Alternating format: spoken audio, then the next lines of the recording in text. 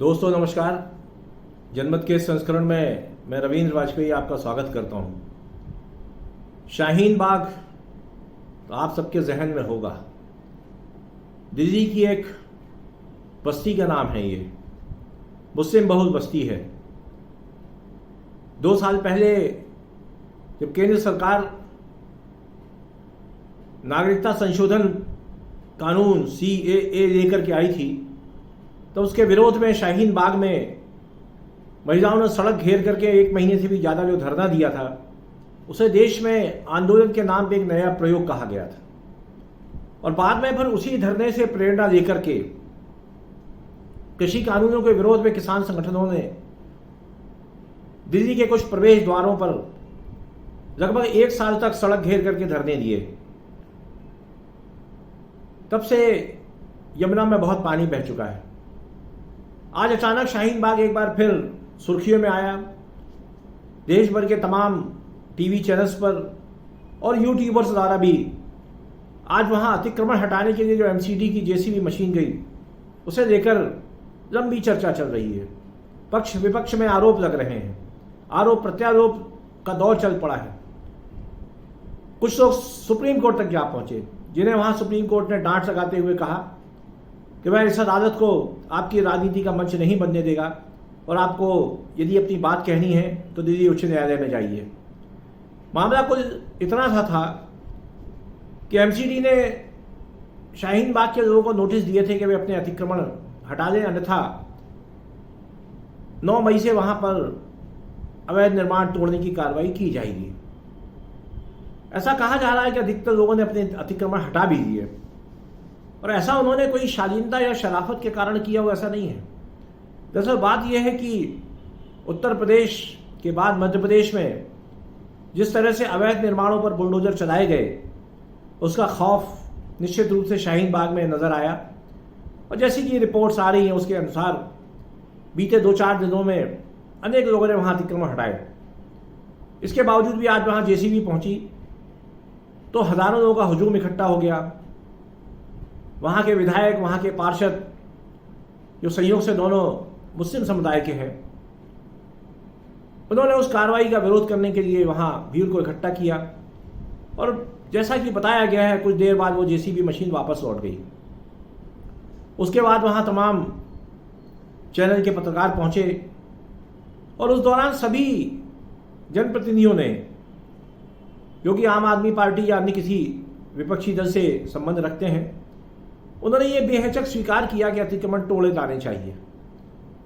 किंतु इसके साथ उनका विरोध इस बात को था कि बुलडोजर भेज करके अल्पसंख्यक मुसलमानों पर जो भय का वातावरण पैदा किया जा रहा है, वो गलत है। अनेक विपक्षी दलों ने भी इस तरह की कार्रवाई का विरोध करते हुए शाहीन बाग के बाशिंदों के साथ अपनी सहानुभूति व्यक्त की है।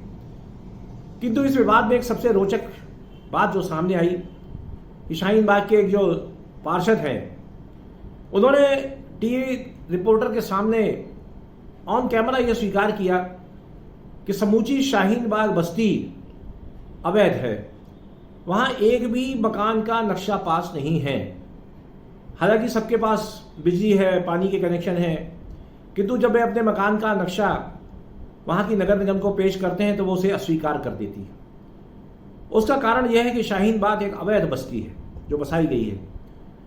इस पर जब टीवी रिपोर्टर ने उन पार्षद महोदय से पूछा, तो फिर आप क्यों JCB का बुलडोजर का विरोध कर रहे हैं, तो उन्होंने तपाक से जवाब दिया कि भारत सरकार ने 2014 में इस तरह का एक नोटिफिकेशन निकाला था कि जो भी अवैध बस्तियां या अवैध घर 2014 के पहले निर्मित हो चुके हैं, उन्हें ना तोड़ा जाए।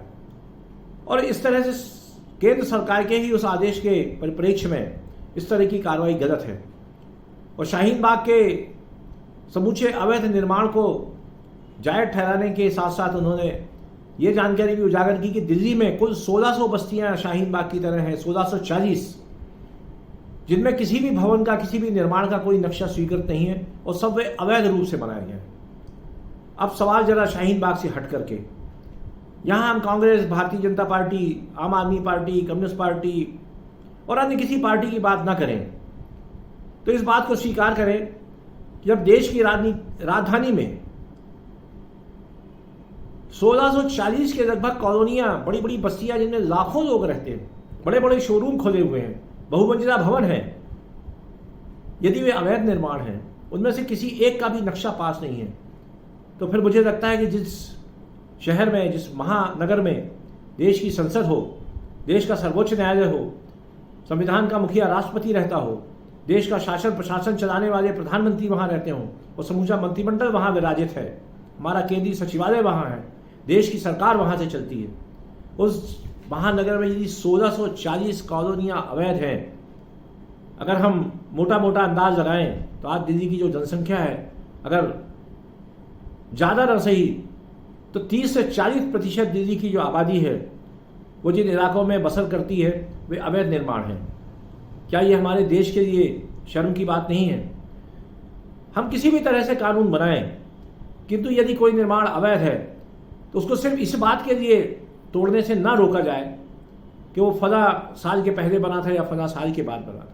सवाल यह है कि 2014 के पहले यदि कोई निर्माण बिना नगर निगम की अनुमति के नक्शा स्वीकृत कराए बन गया था तो उसे फिर हम किस तरह से वैध निर्माण में परिवर्तित करेंगे?